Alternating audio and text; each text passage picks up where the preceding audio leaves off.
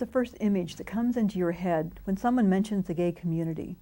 Chances are you picture same-sex couples dancing in a smoky, dark bar. While it is true that gay bars have played a major role in the social lives of many lesbian, gay, bisexual, and transgender individuals, gay bars alone do not cause the higher rates of substance abuse in this population. The real story is much more complicated. This video explores some of the reasons why LGBT people may develop addictions to alcohol, drugs, or tobacco, and examine some of the common treatment issues. In terms of my sexuality and substance abuse, I feel like I kind of came into the whole thing doomed. You know, I don't want to say it's a stereotype, but when you go to a gay bar, there are people there that are doing drugs, and there are people there that are just getting extremely wasted, and there are people there that do this every night. And when you make friends with them, the more people you know that do it, the normalizing effect it has on that. If I had to say whether gay and lesbian issues had anything to do with my use of drugs and alcohol, I would say yes, probably. What set me apart, what kind of left me feeling isolated and alone, was that difference, which I didn't have words for at the time. And I think when I had the freedom that college allows young people, I self-medicated. That was how I dealt with my depression. That was how I dealt with my confusion. One thing the women's movement helped me with was my being clear about my sexual orientation, because we were able to talk about a whole variety of issues related to gender and sexuality and sexual orientation. And in some ways, that political consciousness saved my life. And then in other ways, it also gave me a whole group to drink and drug with. And what happens eventually is your drinking and drugging gets to be too much, and then yourself, who you are inside, gets to be too much. And eventually you feel like you're living a lie, because you're really not who you are. You're trying to pretend you're somebody you're not. I went into treatment, but treatment was the first issue. The first issue that I had was I came back into this country, and all my experience was, how do I identify? Straight, gay, bisexual, what am I, Native American, other, African American? Suddenly everything was in boxes, where in Europe, coming straight from high school into a whole different system, there was no classification, identification of who you are, what you identify. There was none of that. I'm in love with the woman. So I'm looked at as being lesbian. I'm like, what the hell is lesbian? What does that mean? I don't know what that means. I don't know what that means, and I don't even like the word. I came out my junior year, not really by choice so much as I ended up telling one friend who ended up telling two more, and then it was kind of like small town gossip. Everyone knew before my parents knew. So then it was kind of, for a couple of months, I was just like, when are they going to find out and ask me, or should I tell them first? And then I ended up telling them my senior year. After I went to a summer camp, and after that I kind of, I met different people. I met a variety of people. I met other gay people. So it kind of like created a base community that allowed me to be able to come out to my parents, and then if they were to disown me, I could kind of move on to another family, so to speak. It's been a great gift to me. It took me a while to understand it as gift, because everybody was telling me it's wrong, it's bad, and everyone was telling me that without ever saying that. It was how others are treated, how others are perceived. Someone asked Truman Capote, what is a faggot? And he said, after thinking a moment, a faggot is a homosexual gentleman who has just left the room. I knew when I went to school, I used to always play with my cousin. She was a female. But then when I went to kindergarten, they separated me because my name was Robert and I looked like a boy. So girls played over here and boys played over here. I didn't like that. My family didn't like me playing with dolls anymore and didn't like me playing dress up and stuff like that. They thought that was weird and all that, and I would get smacked on the butt if I would continue to do that. So through fear of getting hurt, I stopped doing it and kind of put it away in my mind, and every time Halloween came, I always dressed as a girl. That was my way of expressing myself. I got to do it once a year. I thought it was a real character defect. I thought it was something that I really needed to be, fixed. And I even, when I was younger, I thought, well, if I just had, I even got married. And I thought, well, if I just have a female that I can be with and have sex with, then I won't have these feelings anymore. Well, no, didn't work that way. And it actually did get to the point towards the end where I would date women, but I wouldn't have sex with women because it wasn't what I wanted to do. And of course, that actually added to a lot of stress, and I was using a tremendous amount of coke at that time and drinking very heavily at that time. There are a number of obstacles to studying substance abuse in LGBT populations. First, both are hidden populations. Both substance abuse and minority sexual and gender identities are stigmatized identities in our society. Second, most of the research that has been done has focused on urban populations, often in only one city. Finally, the focus of most research has been on what and how much LGBT people use, not on why they use or what experiences with treatment they have had. Keeping these problems in mind, let's see what the research has to say about substance use patterns. Regarding alcohol use, compared to data from the general population, LGBT people are less likely to be abstainers, have about the same rate of current heavy drinking, are less likely to show declines in drinking with age, and are about twice as likely to report past alcohol problems and to report being in recovery. Studies have found that 15 to 25% report being in recovery or having past problems with alcohol. For illicit drug use, compared to data from the general population, LGBT people have about the same rates of current recreational use of most drugs, have a higher lifetime rate of most drugs. Bisexual women report more drug use than lesbians.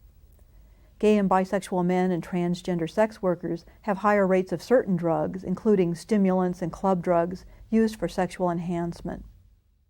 Regarding smoking, compared to data from the general population, LGBT people have higher rates of lifetime and current smoking. About 30% are current smokers. Smoking is linked to alcohol use and to recovery from alcohol drug abuse. People in recovery are much more likely to smoke than people who have not had alcohol or drug problems.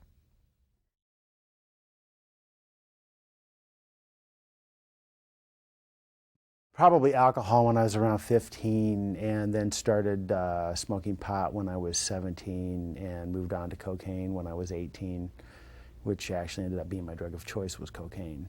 Also got involved in the illegal drug trade about the same time, and continued to do that for approximately 15 to 18 years, and then decided to go back to college. I started using when I was 17 years old, alcohol, and then I started smoking pot, and I started messing around with speed and taking cross tops and the diet pills, and then I had quit using when I got married and became pregnant, and started using meth, and by snorting it, and it progressed into smoking, and that's when I became very addicted to the meth, and used meth for the last 14 years. I didn't stop until I was sentenced to prison, and that's when I was able to quit. I had to be incarcerated in order to quit. Just before my 18th birthday, I started occasionally having beer at a little pizza parlor in our hometown, and with friends. And I discovered that made a big difference in how I felt in social interactions. And I have a mild form of cerebral palsy, so I always have some tightness in my right side, particularly in my legs, right leg, and that sort of eased off, and it was like relaxing, but in all sorts of ways. I drank from the time I was 18 until about age 33, and when I was asked to leave the seminary was the big change for me. That came as such a shock. And everyone is so nonchalant about marijuana. And it's an attitude that you just kind of pick up. And so, you know, that is the one thing that I don't mind doing. If it keeps me at home for an evening, and I watch TV and I laugh and I have a great time with my friends, for me, it's hard for me to see any evil in that. Especially if it keeps me out of the bar. I'm like, this stuff's great. But then again, it's an evening wasted where I don't do my homework, and then I go to bed early. Because once my mom was like, why do you have to get drunk when you drink? And I'm like, well, what's the point of drinking? I don't drink because I'm thirsty or I need to be hydrated, you know? I drink for that purpose, to become intoxicated. That's why anyone drinks, in my eyes, in our culture. Some joint something was being passed around, and I went ahead and took a hit of it. And in that moment that I took a hit of it, it was, I felt like I was walking on clouds, like suddenly light and relaxed, and I didn't care what anyone had to say. Suddenly whatever they said was fine, and I just was so relaxed that I didn't suddenly, my mind or my judgment or my separation from other didn't occur at that time. So I started feeling comfortable, and I was like, what is that, you know? And later I found out it was laced with opium. The heroin in that village was just, it's called China White, was really quite incredible, and I tried it, and that was the drug of choice that I ended up getting addicted to. And I was like very much self-medicating. I was on some antidepressants, but they weren't really working, and I was definitely using alcohol to get through it. So then I was started being suicidal, so I had to, you know, leave school. And I guess I started drinking and stuff, I guess about 16. God, when we got divorced, I was drinking probably about 3 6-packs and probably a quart of wine a day. And I was driving a truck at the time. I was a truck driver. Picture this. And this was probably my lowest point, and that was when I was using a lot of Crystal at the time. I mean, it started out as Coke, but when my friend couldn't get Coke, he gave me Crystal, and that was fine with me. I thought that was the greatest stuff around because I could stay slim and I could study. My concentration was incredible, and I had the cleanest house that ever was. I was driving around with a friend of mine, and we had Crystal, and she had some other dope, and she wanted to put it in her arm with a needle, and I was very close to doing it that night, and somehow I didn't do it that night, but I will never forget that I was ready to. When you look at what lesbians are using in terms of drugs, basically you see, what I see in my treatment program are Caucasian women are usually presenting with alcohol problems, and generally African American women present with crack cocaine problems, and it's almost become more of a socioeconomic type of influence on what drugs are being used. And also, whether or not you're really into kind of like a club scene, going to raves, that's where you see women then having issues with ecstasy, GHB, but not nearly like the the gay male community. You know, in the gay male community, methamphetamine dependence is rampant. There is some data that demonstrates the additive effects of minority stress. This figure shows moderate and heavy drinking rates in racial ethnic minority women, comparing lesbians to heterosexual women. African American lesbians and heterosexual women in this sample were equally likely to drink, but notice how much a lesbian identity increases the risk for heavier drinking in Hispanic and Asian American women. The same pattern holds for smoking. Lesbians of all three racial ethnic minority groups were more likely to smoke than their heterosexual counterparts. The more minority identities an individual has, the greater their daily level of stress. In the general population, heavy drinking declines significantly between ages 20 and 30 as an individual gets married, has children, and settles into a career. However, drinking declines less significantly in the LGBT population. This table shows rates of alcohol problems by age group. Notice there is no difference between LGBT people and heterosexuals from age 18 to 30, but significant differences at the older age groups. There are fewer social institutions that discourage substance use, such as marriage, fewer social outlets, such as religious community activities and family events, to replace bars or private parties, less validation of the legitimacy of relationships, and higher levels of daily stress for LGBT people. When drinking, I would use other drugs as well. Once I got to that place, I used any drugs and alcohol that were available, and that's the problem with that kind of environment, with the bar as a social gathering place, with the bar as a community gathering place. That's what you do there. You drink and you use. Like, where do gay people go that isn't at the gay bar? And, you know, I witnessed a GLBT meeting, and I was just like, who are these people? Why have I never seen them before? And, you know, why are they not any fun? And I kind of have a soft spot in my heart for the gay bar. I'm like, the gay bar has made me the person I am today. I've met a lot of my friends through there. I've learned a lot of things for the first time there. You know, I go there, it's kind of like my Cheers. Everyone knows me, and it's, you know, a friendly place.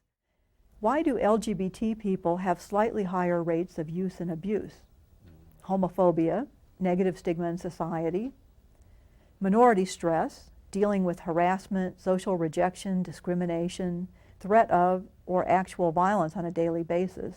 This is compounded for those with multiple minority identities. Internalized homophobia, a sense of shame, guilt, or distress about one's sexuality that comes from believing negative stereotypes. The prominence of gay bars as one of the few social outlets. Targeted advertising by alcohol and tobacco manufacturers. Advertisers have developed knowledge about culturally specific messages and have very successfully marketed their products to minority populations. Do these ads have power? For a group that has been stigmatized, being recognized and validated in the media is powerful. Finally, LGBT people may develop substance use disorders for all the same reasons as heterosexual people: childhood abuse experiences, dysfunctional families, family history, trauma and loss, depression, poverty, and so on. With a little bit of alcohol, I found that I could talk to just about anybody in ways that I'd never been able to, or had been terrified, but sometimes I could get myself to talk at a gathering. But I was very shy and avoided those kinds of things. It gave me that means to relax a little bit and be a little bit more myself. Ultimately, alcohol and my sexuality mixed very poorly, and I got into a considerable amount of trouble with it, particularly because I was studying at the time at a seminary. Where I had self-medicated previously to deal with depression and confusion and inability to talk about those issues, the women's movement, the openness and the ability to talk about it turned it into a celebration. So if it wasn't one thing, it was another. There are many reasons to drink and use, and the primary one, you know, who knows?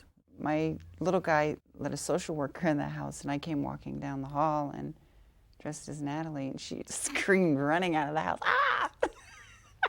Oh, crazy person, you're weird, you're weird." So she went and got a sheriff, and the sheriff came back and took my kids, and they all called me sick, and I was devastated, of course, and I lost my job because they called my job and told my job I was dressing and stuff like that, so they thought I was crazy, and you know, I didn't know what to do. I was kind of lost, and of course the only thing I know what to do when I'm hurting is go to get drunk. So I went and got drunk at the bar in that town of 110 people. Of course everybody knows everybody, and nobody would talk to me.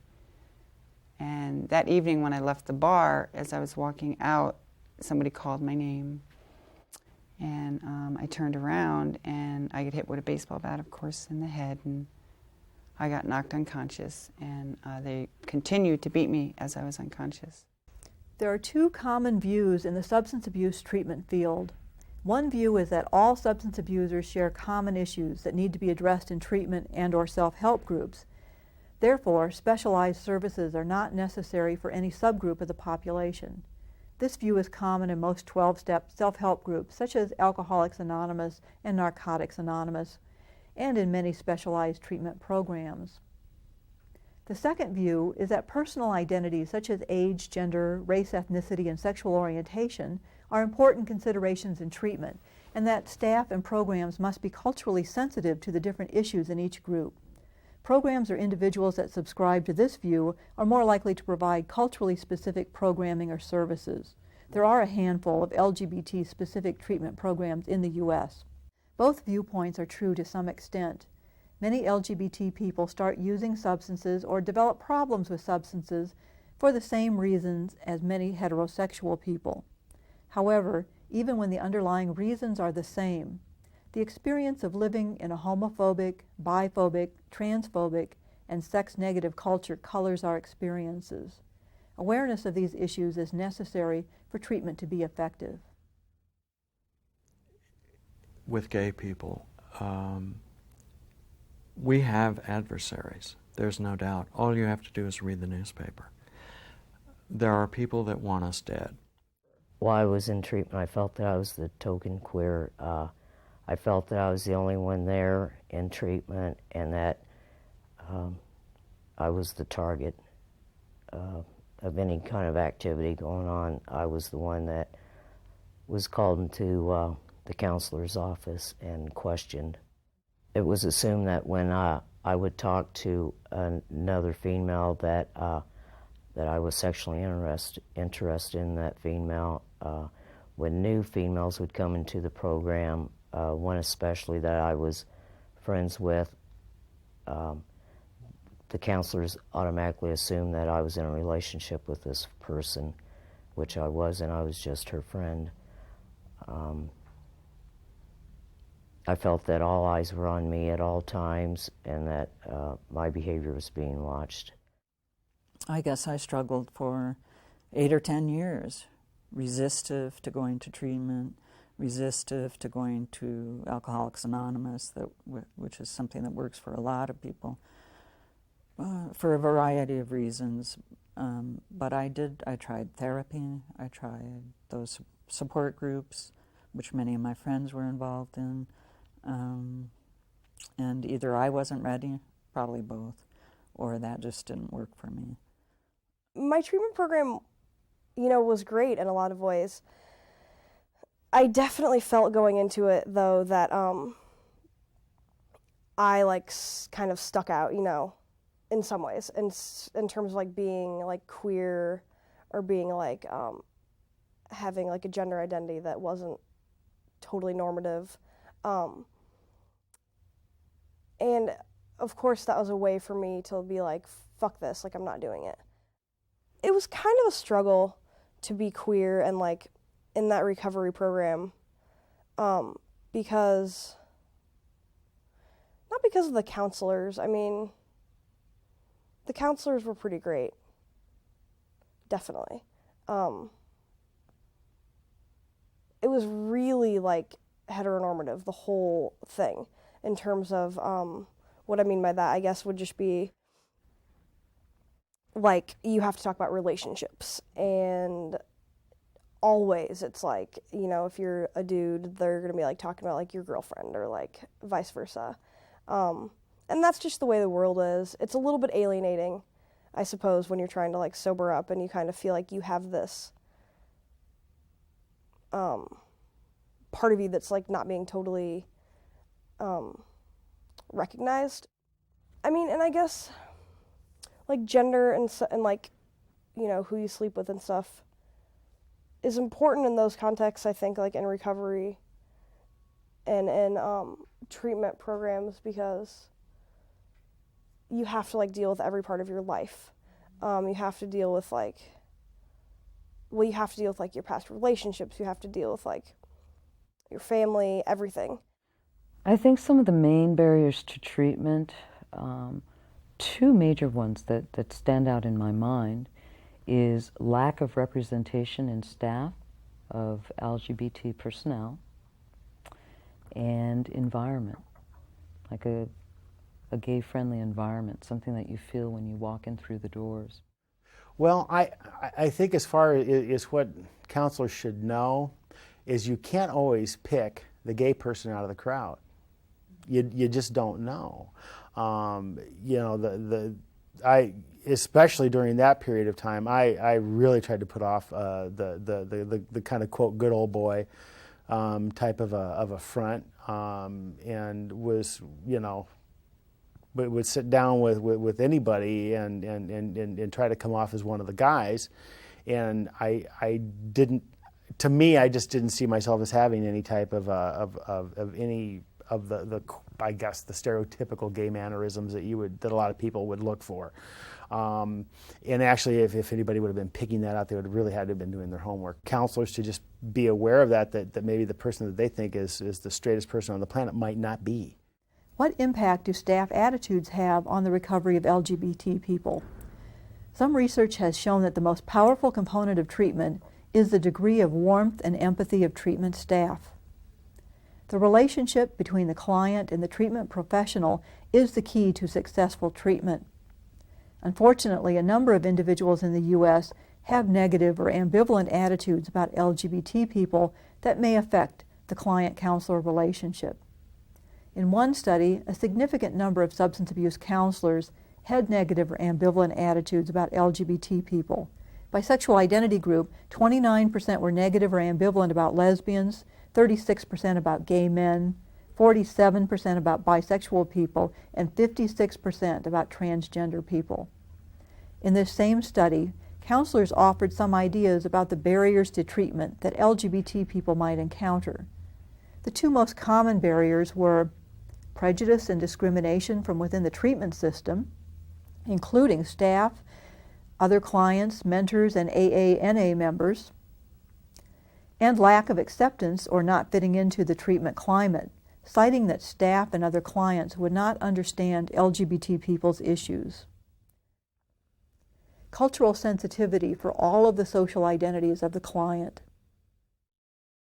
And the whole word of God, I came from Buddhist training. I started really becoming a Buddhist, you know, and I didn't identify with God whatsoever at that time, even though in my own lineage I could identify it. But as a young adult, I didn't come into relationship with God. I came into relationship as becoming a supreme beingness, not a relationship with a supreme being.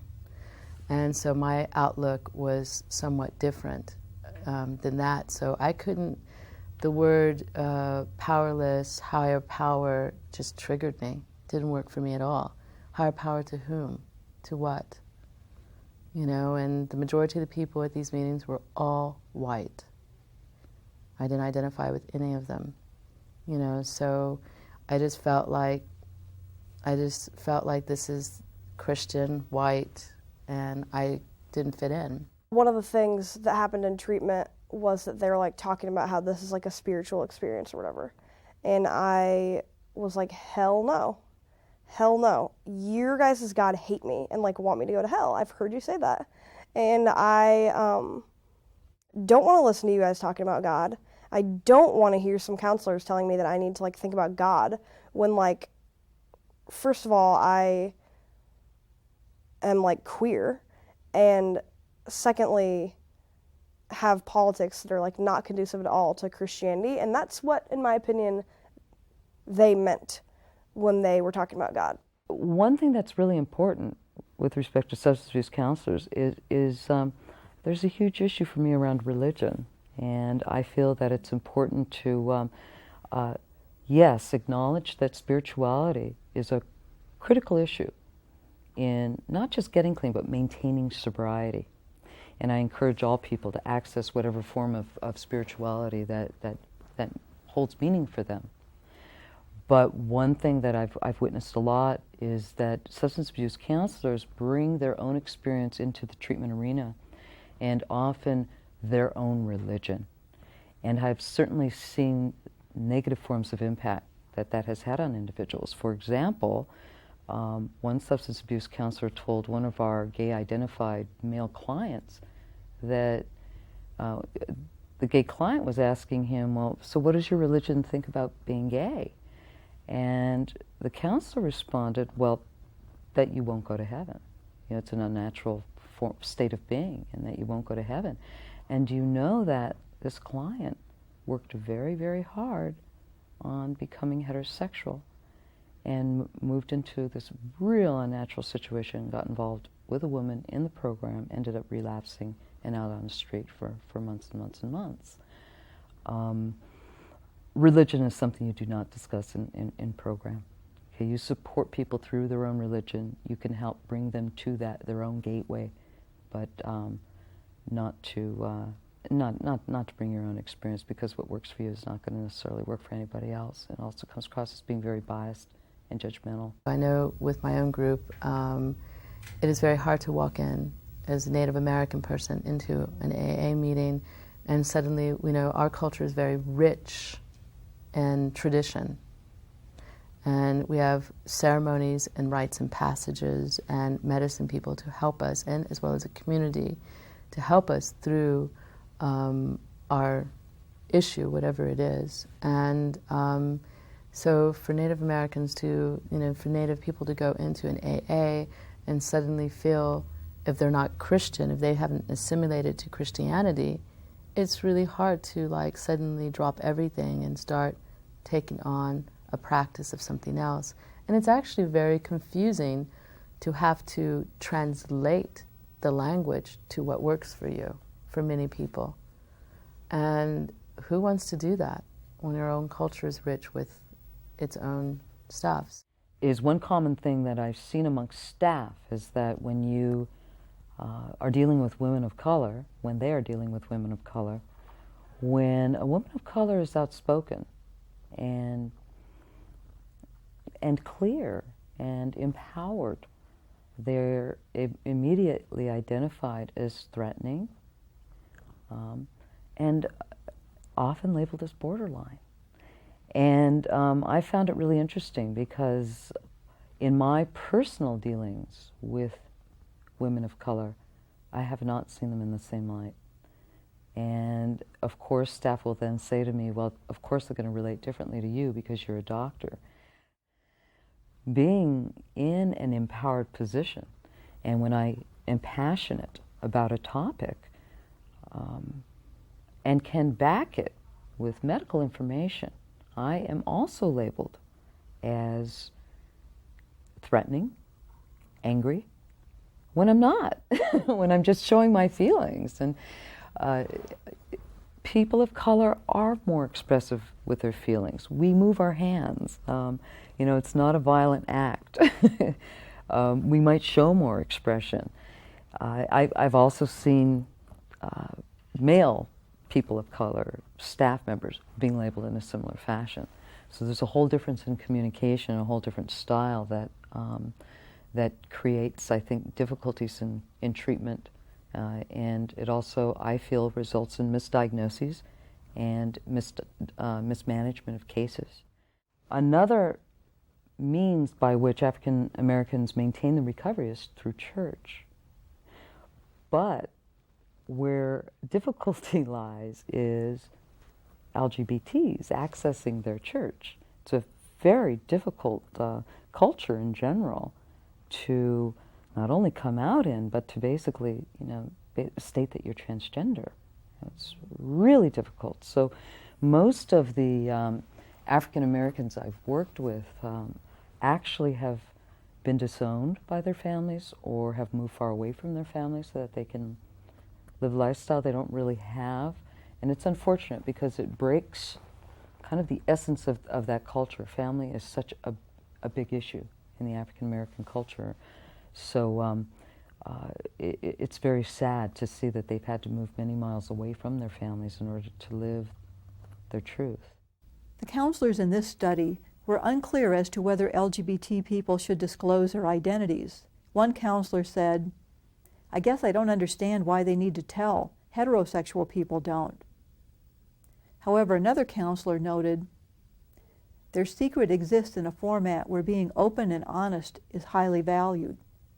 And that's what treatment centers do a lot, is they don't let people that are of that community express themselves as gay or lesbian or bisexual or transgender because it's taking them off their focus of their drug of choice.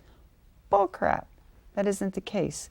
You need to talk about those issues, because if you don't talk about those issues, you're going to have problems when you go out there because there's no other support out there. But I would never talk in certainties because I didn't want to admit this to anybody because, heaven forbid, I certainly did not want to go down and print anywhere. I didn't want to be in any file, or somebody, just that sense of impending doom, oh my God, I'm gay. I think lots of times even counselors are afraid to talk about this issue. They don't want to bring it up, especially if you're sitting in a whole room. Lots of times, if you look at the people, lots of times that end up in treatment, you're sitting there maybe with a bunch of people that are in the construction world or something like that, a bunch of, good old boys, per se. And the last thing you want to do is start bringing up issues about gay rights or gays, period, or gay emotions or anything to do with gays. It's just almost taboo even in treatment sometimes, felt like. And even though I had a gay counselor at one time, I mean at that point I was still so locked up that I wouldn't have discussed it for anything. LGBT individuals report a wide variation in experiences with recovery, from recovering with no help at all to attending self-help groups such as AA to entering specialized substance abuse treatment programs. As you can see, most of these experiences were positive and facilitated recovery. Being honest about my sexuality and accepting myself, for me, I no longer feel that I need to use drugs or alcohol to be myself, and looking back, I did never need that. Even though I didn't really think I needed to quit drinking, I didn't think I needed to deal with my substance abuse because it didn't seem to be, to me it just wasn't really that big of a deal. But I knew I was miserable and that my life was totally hellish. I've been sober since then, so 9 months actually tomorrow, and things have gotten a lot better. I was really scared because I didn't think that I would ever be able to find any cool kids or whatever that that didn't use and drink for fun. But I did. I just have some great friends. So my impression of being transgendered or I didn't even know what it was back then, was it's okay to do it as long as I don't say anything and I don't get caught. And that's what I did for the rest of my life until I hit 40 and I couldn't do it anymore. I had to do something. So I sobered up. The sad thing is I was afraid to come out in treatment. I really was, because it didn't seem safe. I mean, here I am sitting there in treatment, and all these people around me are bashing gay people. So I don't even know if there was a gay person there. And you know what I did? I turned around and would do the same thing. I would say, yeah, oh, those friggin' gay people, and I would be just like them, but yet inside I'm transgendered. And in their eyes, if they would have seen me, they would think I was a gay man because I liked men. And in that term, maybe, yes, I was a gay man at the time. But to tell them that, oh my God, that would have been devastating to me. My treatment would have been ruined. What I did was, an important component of that treatment program was going out every night to AA meetings, gay and lesbian AA meetings. That was, oh, I can't tell you the value of that. That was like an embrace. It was, I was with my people, and we were doing the right thing, choosing health and recovery, and it was incredible. Yeah, it was exceptional. My substance abuse counselor was actually gay, and I feel like that is one and probably the only reason that I took to the counseling, the program, as well as I did, that I actually gave it some credit and I actually forced some effort to, change. And I think the reason is because he was very open with me about his past experiences. Yes, he's had an OWI. Yes, he's done this drug or that drug, or he's done these things. And, that creates an environment where you can relate to your counselor, but then you can also see the person they are today. So it gives you hope as well. It's not like I'm condemned now to forever be this, bar junkie that has to go to the bar to try and meet someone. I didn't know that. I just knew that I didn't want to go home. Oh, by the way, I've been having relationships with women, and I'm a heroin addict, and this is my welcome back. I haven't seen my family since I was 17.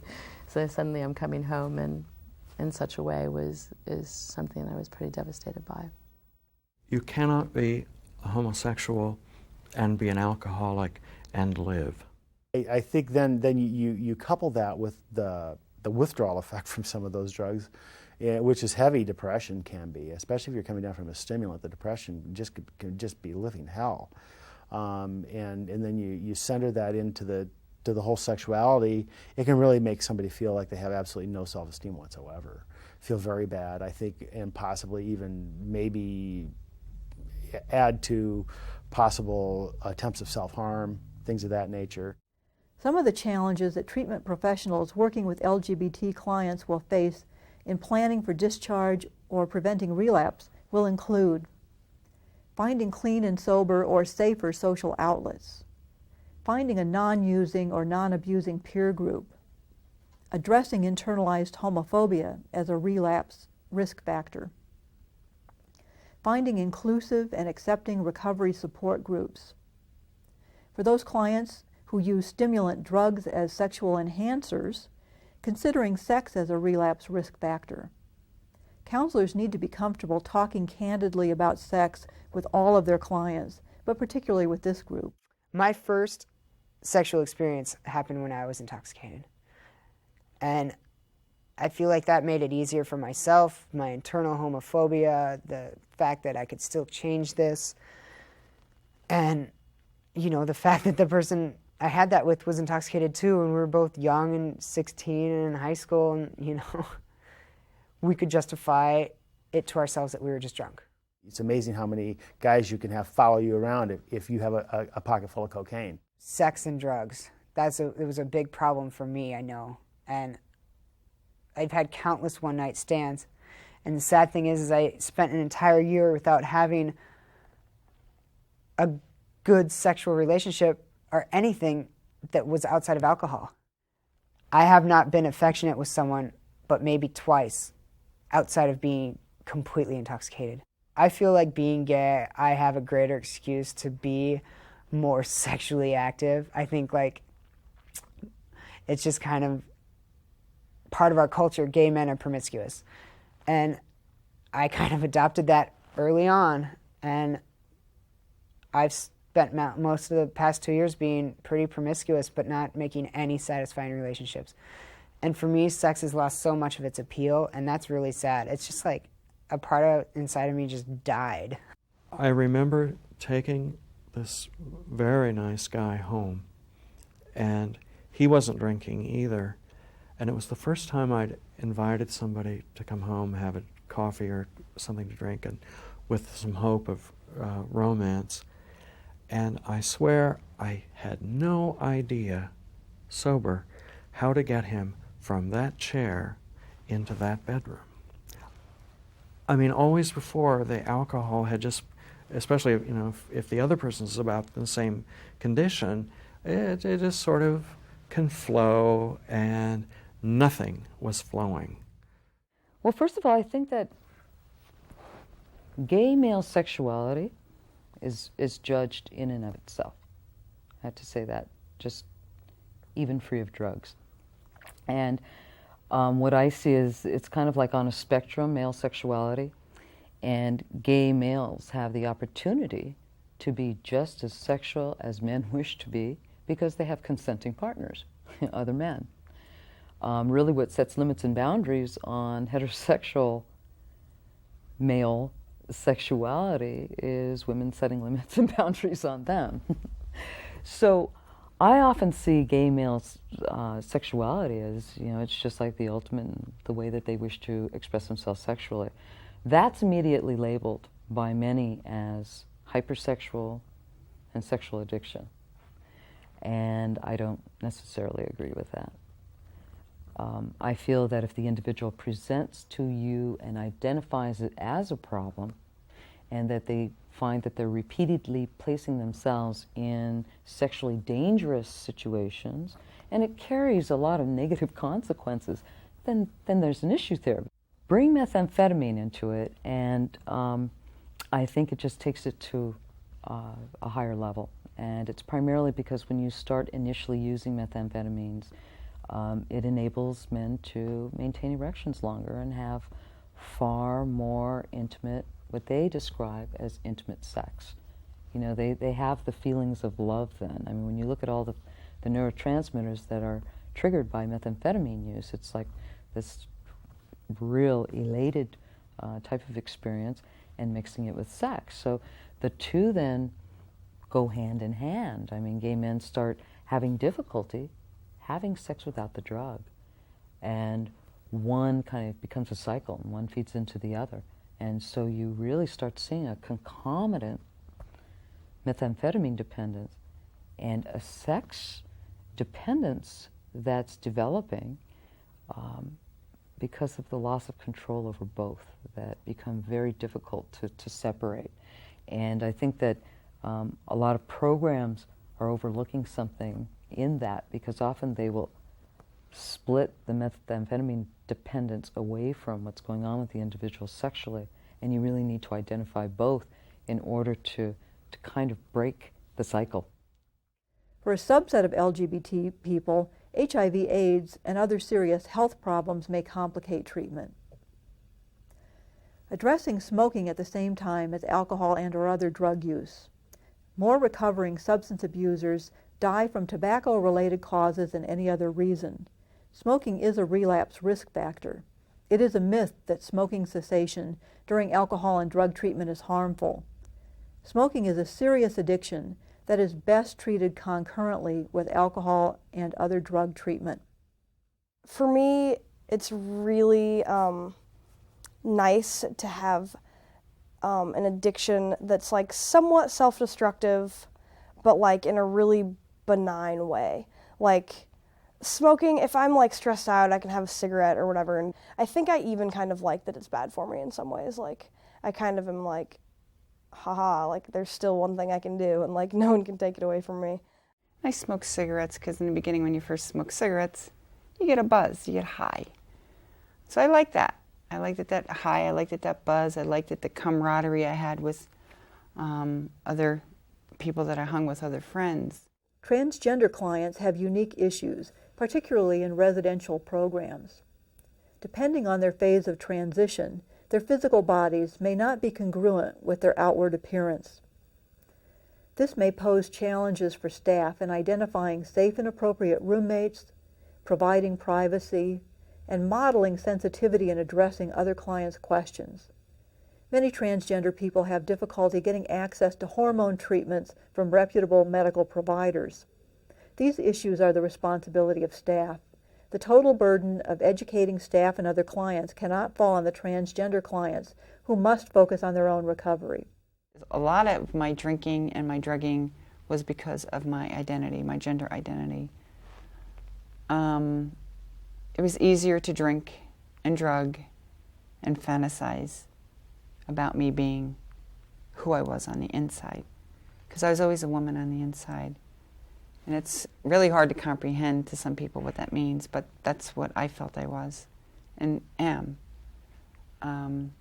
So what I did is I drank a lot, and the only way I could go out dressed and have courage to do it was get drunk, get high, go out, go to a gay bar, and, you know, pick up a guy or whatever. Well, you can hide being gay, you can hide being lesbian, you can hide being bisexual. But when you're transgendered and you first transition, I'm sorry, no matter if you're a guy transitioning to female or a female transitioning to male, you're gonna look different and you're gonna be recognized. And I was chastised constantly. When I resigned my position where I worked at the treatment center, that was the hard part. I was no longer going to work and being seen as a substance abuse counselor, outreach counselor, case manager. Now I had no title. I was just Natalie, in recovery, student, which scared the crap out of me. It really did. I didn't realize how much working in the field I did was my identity. Not just being transgendered, but my identity of being a substance abuse counselor. That's what kept me sober, I believed, a lot of the time. And it really scared me. That was the hardest thing. After I resigned, for the first 3 months, I was on edge all the time. I tried to make 3 meetings a week, which was hard because now not only was I outing myself at my job, while people that saw me at Alcoholics Anonymous or Narcotics Anonymous recognized me. Now I'm no longer anonymous, even to the population in these meetings, and they were outing me to other people. So not only was I getting the abuse at work, now I was continuing to get it in recovery at these places that are supposed to be safe. Well, they aren't as safe as they say they are. So I had to find my own outlet. And I never showed Natalie sober, ever, ever, ever, ever. So for the first 2 years of my sobriety, I didn't dress at all. Didn't dress, tried not to think about it or nothing. So the first time that I dressed sober was almost 2 years. I was coming up on my 2 years, and it was a week before that I dressed as Natalie. And I sat in the house and I was like, oh my God, oh my God, oh my God, I'm gonna get drunk, I'm gonna get drunk, because I did. I always thought when I got dressed, I had to get drunk because I had to have courage to go outside.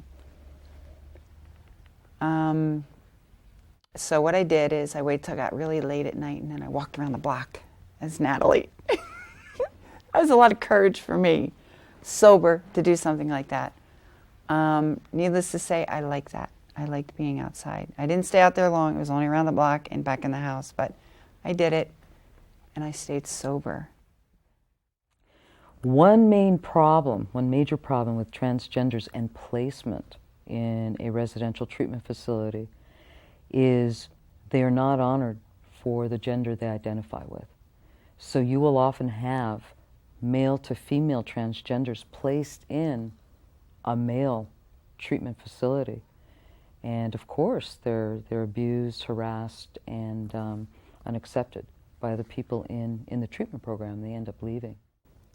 In conclusion, substance abuse is a chronic relapsing disorder that profoundly impacts LGBT people and communities.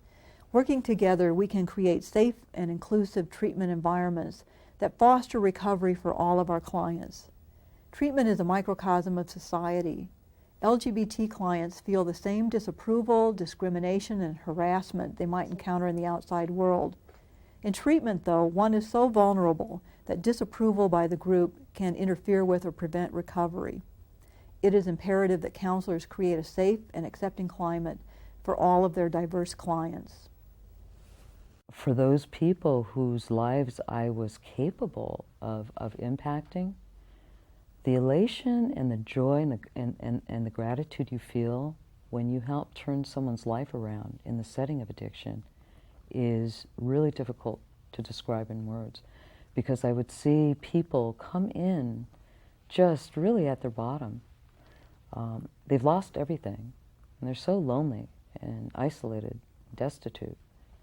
And to watch them slowly turn their lives around, and even within a month look like somebody you did not recognize anymore, that alone just brings you a lot of positive feeling working in the field.